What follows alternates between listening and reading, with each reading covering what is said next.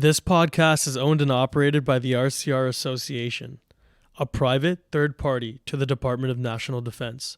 The content of this podcast is the responsibility of the RCR Association and does not necessarily reflect the views or policies of the Government of Canada. The official emblems of the regiment are used with the permission of Regimental Headquarters, the RCR. Welcome to this episode of the RCR Association podcast. Today we are here with the Executive Director of the Royal Canadian Regiment Museum, Dr. Stanciu. Thank you for coming on again, Dr. Stanciu. The topic of our podcast today is going to be the regimental birthday. So the doctor is going to educate us a little bit about our history here. So please take it away. Hello again. Hello. Thank you for the opportunity. We made friends the last time, and I'm happy to be here and cover the first moment of regimental history, if I may say so. Yes. It is actually a very interesting episode, and it begins in 1883 with General Order 26 of the 21st of December 1883.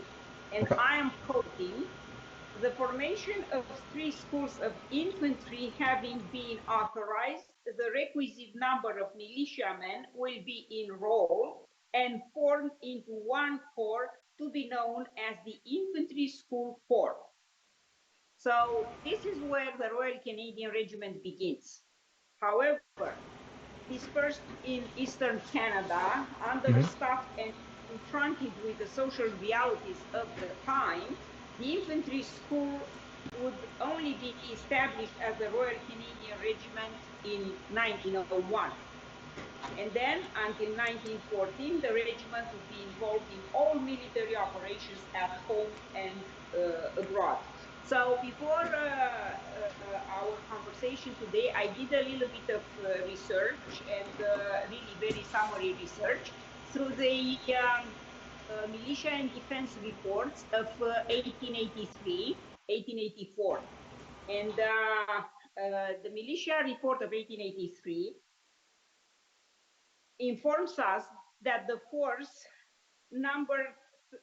counted 37,000 officers and men across the country. But these are militia. They are all reserve force. So the unit came up from reservists, is what you're saying? Well, I'm saying where the infantry school began. Yes. So the 37,000 officers and men across Canada, divided in cavalry, field artillery, garrison artillery, mounted artillery, engineers mounted rifles, and infantry and rifles. So in the infantry and rifles, you have one infantry school corps. It is this infantry school that General Order 26 mentions on the 21st of December 1883. And it is interesting to note that the country had a military system known as active militia, according to Militia Act in 1868. The system permitted voluntary training several days per year, but the recruits were equipped at public expense. In other words, they received their equipment, but they would go to train only if they wanted. Understood. The system proved to be really undependable, and to protect the borders, the government established 2 full-time artillery batteries in Kingston and Quebec. In 1874, a British general officer commanding was appointed to lead the Canadian militia, and in 1876, the Royal Military College opened in Kingston, Ontario. Okay. So this is before the infantry school corps was established in 1883, when the Parliament approved amendments to the Militia Act of 1868. And those amendments were the addition of paid staff for militia training schools, some 850 to 1,000 men, to be known as Permanent Corps of Active Militia. And their role was to train the Dominion's infantry, who had formed the backbone of the country's military structure since 1868. And beside the three infantry companies, the small permanent force included one cavalry troop and three artillery batteries. Okay. Artillery, cavalry, and mounted infantry schools opened from Esquimalt, British Columbia, to Quebec, province of Quebec, passing by Winnipeg, Manitoba. And by 1884, the infantry schools opened in Fredericton, New Brunswick, Saint-Jean, Quebec, and Toronto, Ontario. In 1886, a fourth company was approved in London, Ontario, where the museum is today. So this is the framework of the regimental birthday, if I may say so, with this infantry school corps that begins in 1883 to train militia across the country. And I mentioned by 1884 we had three places where the schools of instructions are happening. So, Doctor, just a quick question. What was the political reason behind all of these, the mobilization of all these schools? And it seems like they're upgrading their military. I'm not sure that it was a political reason. I would rather say it was a need to create a military force in Canada that is dependable. The country is young at that time. The military needs had been fulfilled basically by the British colonial force before. And now that the British Army had left all garrisons in Canada, less a few, very few insignificant one in Halifax, I believe. They had just a few companies left here and there. All right, so let me show you a little bit of the museum from these schools of instruction. And for that purpose, I'm going to turn the screen. Yes. All right, here we are. So I mentioned the three places where the infantry school corps began. So here we are in Fredericton with the first officers of the of A Company in 1884. And then I can show you here the first enrollment ledger of A Company, and we opened it today at January 1884. I'm not sure if you can really read the names, but there are three officers, and then it starts with the non-commissioned officers and men, and you can see their age and the date of their enlistment. So they enlisted on the 7th of January 1884. There's a couple of young guys in that. That's pretty Sorry? Cool. No, I'm just looking at the ages. A couple of those guys were pretty young. Some are young, but some are not that young. We have 53-year-old RSM and 38 and 44. So that is in Fredericton, and then we have B Company in Saint-Jean, Quebec, and we have this photograph here in 1887, followed by C Company in Toronto, Ontario. And this photograph is also 1884. I think it is in spring 1884. Okay. And of course,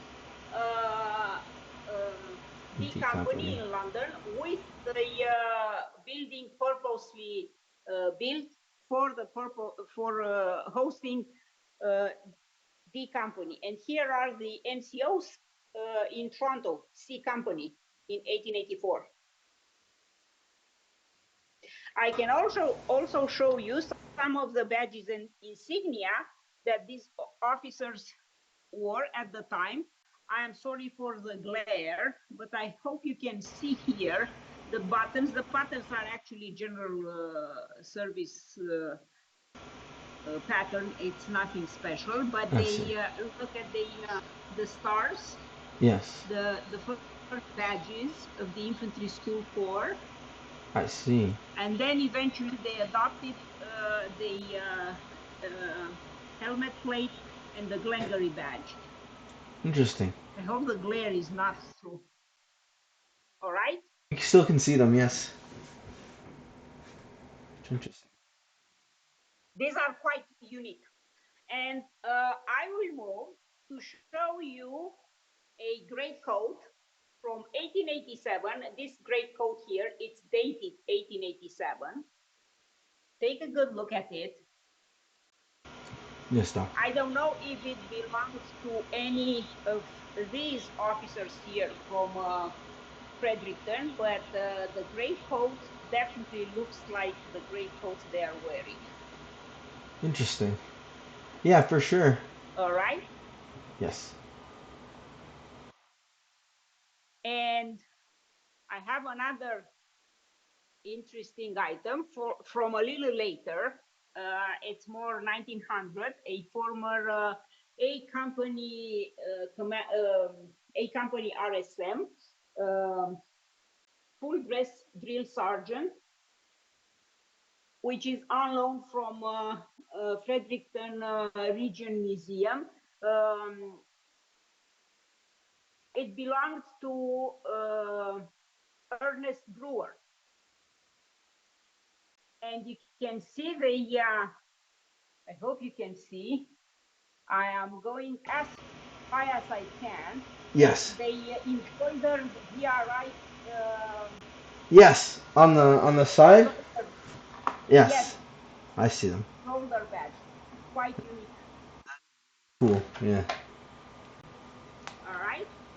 And let's go to the next set of badges, which are later than 1883. And it is interesting to discuss this a little bit. So I'm going to pose myself again on the little stand here, because I have notes and I would like to go over it. And then we will go back to looking at various artifacts in the gallery. Okay. So the first year of the infantry school corps, 1884, we have some reports.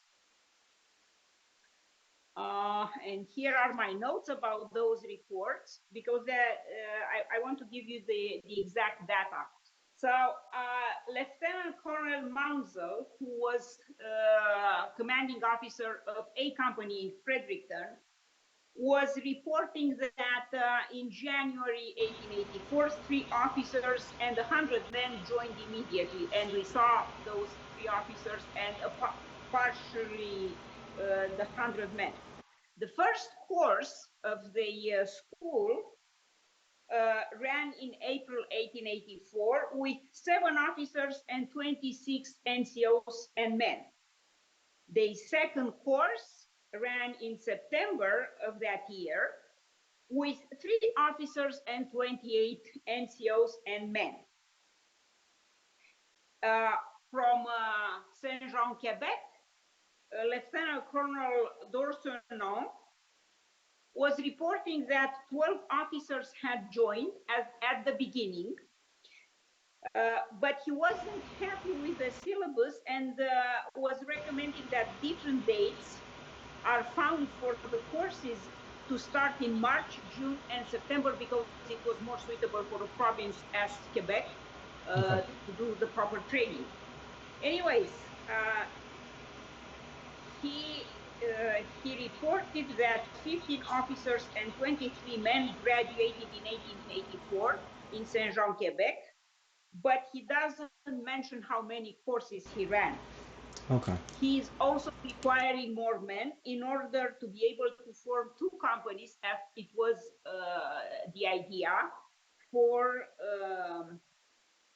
establishing a full battalion. And finally, Lieutenant Colonel Otter in Toronto at New Fort Barracks, that was the name of the barracks. We know them later as Stanley Barracks. He reported that the courses started in April with 39 officers joining, 27 passing, and 10 failed to pass or withdrew. Interesting. Two officers were still on training at the time of him writing the report. 56 NCOs and men had joined, only 25 passed, 14 failed, and 10 were still in school at the time of writing the report. So I think this is rather interesting to know. And for the purpose of our conversation, I wanted to make this point because we will move on to see what's happening with these companies and the regiment, the Royal Canadian Regiment, right? We don't have a Royal Canadian Regiment. So I am coming to the cap badges that were shown earlier, the 8-pointed star with VRI in the center, helmet plate. Well, it's a process. It happens over time. And what happened is that scattered across Eastern Canada with separate leadership responding directly to the militia headquarters in Ottawa, the four companies of the infantry school functioned as separate entities. And by the end of 1880s, the esprit de corps was lacking. So the government eventually decided to proceed with some changes in the organizational scheme of the permanent corps in general. And in 1892, all formations received regimental status as follows: Regiment of Canadian Dragoons, Regiment of Canadian Artillery, and Regiment of Canadian Infantry. 2 years later, they will all be granted the prefix Royal. Hence, the VRI in the center of the cap badge. Is that clear? Right? And you can see a few VRIs here, right? Yes. Now, for the benefit of our followers, VRI is the royal cipher of Queen Victoria, who was the living monarch at the time. And it is interesting to know all these details because eventually the regiment will maintain the cap badge with the VRI royal cipher in the middle. So this is what I'm showing here is the original design of the regimental cap badge. It's dated 1919. So coming back to what was happening in around 1892, 1894, they received the prefix Royal, but actually it's still not the Royal Canadian Regiment, right? It's the Regiment of Canadian Infantry. And eventually, naming the Royal Canadian Regiment is a long process that took a decade long of administrative changes here and there. And in 1892, they were known as Canadian Regiment of Infantry. They received the prefix Royal, and then on the 2nd of December 1901, General Order 139 was simplifying the previous title to the Royal Canadian Regiment. During the South African War, they were known as the Royal Canadian Regiment of Infantry, or RCRI. Interesting. And RCRI. that was, yes, Royal Canadian Regiment of Infantry. And that happened on the 1st of April, 1899, so just before they left for South Africa. And eventually, 2 years later, they finally became the Royal Canadian Regiment. And I'm now going to move into a different section of our gallery just to show you what happened after the return from South Africa. War? And this is where the...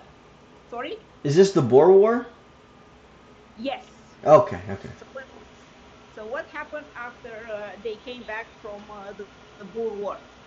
Well, in the 1900s, and with a lesson learned from, or the lessons learned from the Boer War, the regiment increased in strength, and they had 5 companies formed of 317 non-commissioned officers and men. In 1904, they eventually got 352 men. Between 1900 and 1910, the Royal Canadian Regiment counted an average of 36% of Canada's permanent corps. So the other thirds were occupied by artillery and cavalry. It wasn't easy to recruit people and to fill the ranks, as we can say.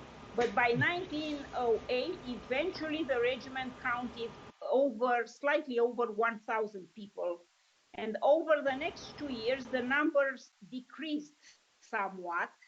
So by the beginning of the First World War, the Royal Canadian Regiment, who was the only infantry unit in the permanent corps of Canada, counted 1,000 men. And here you have a photograph, circa 1906, in Halifax, in front of Wellington Barracks. Wow. And the photograph is of the regiment at the time. There were several companies that transferred from Fredericton to Halifax, where the first regimental headquarters were formed. And if I may move more, I will show you a few other photographs. So here we have B Company of the RCR in 1911 in Halifax. And here we can see the first commanding officer, technically, of the Royal Canadian Regiment, who is Lieutenant Colonel Wadmore. Okay, wow. So why technically? Well, because it's during that time, more precisely 1905, 1906, that the reorganization of the Canadian forces, Canadian Army mainly at the time, happened, and this brought several companies together as a regiment, as we understand the regiment today. Okay, I and see. they came together. They have a band was organized, and this is the first regimental march. It's the cover of the first regimental march by G. Offen, with the words by Lieutenant Langford. So here they are again, the photograph in Halifax, the regiment in Halifax. And here is the band. And look at the band. It's a big band, and they have many instruments, including some very young ones. Oh, I see. Wow, yeah. How easy. Those are young guys. They are very young. Oh, that's a child, yeah. That's pretty cool. And here I'm going to show you a few artifacts that are quite relevant for that period. In the background, I hope you see it well enough. You have General Septimus Denison, who was one of the commanding officers at the time. It's more precisely 19 1910 to 1912, I believe, and Okay. McDougall, who eventually became a general during the First World War. But the photograph is actually when he was at, or he had graduated the Staff College, RMC. Okay. And you see the sword, the pattern of the sword for the officers of the time, and the pacing stick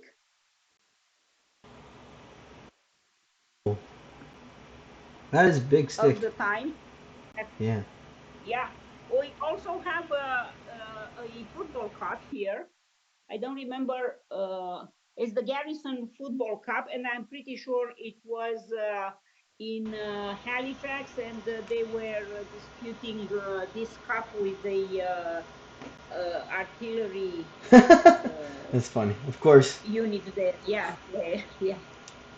All right. So this is in a nutshell how the Royal Canadian Regiment becomes the Royal Canadian Regiment over several decades that began in 1883 with the establishment of the Infantry School Corps.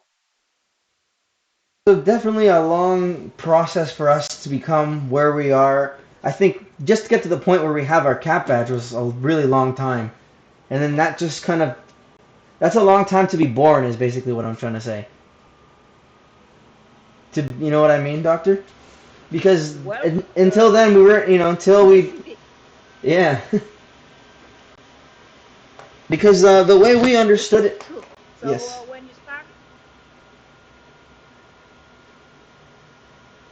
when one begins to dig a little deeper in the testimonies from the past, all sorts of surprises show up. And these were my surprises when I researched the beginnings of the regiment.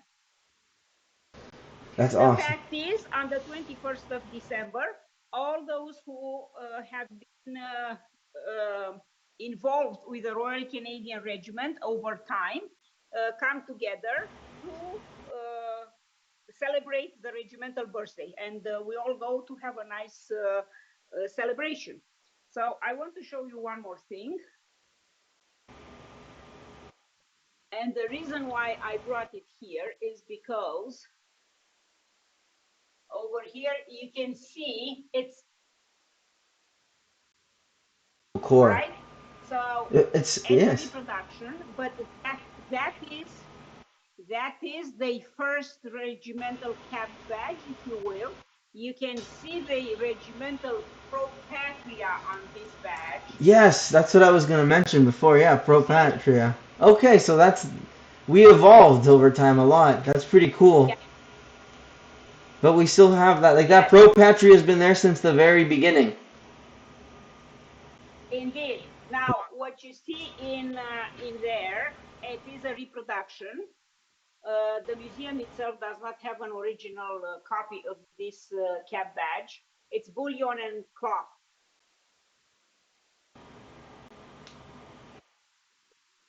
You say, Doctor? It's The materials are bullion and cloth. okay.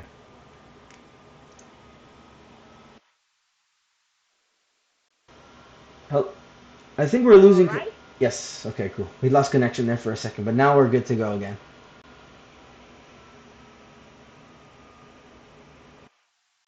Well, I hope you will not have to edit too strong. You will have I think we're a gonna. lot of work to do with editing if we lose connection. No, no. I think we're doing good so far, Doctor. Thank you so much.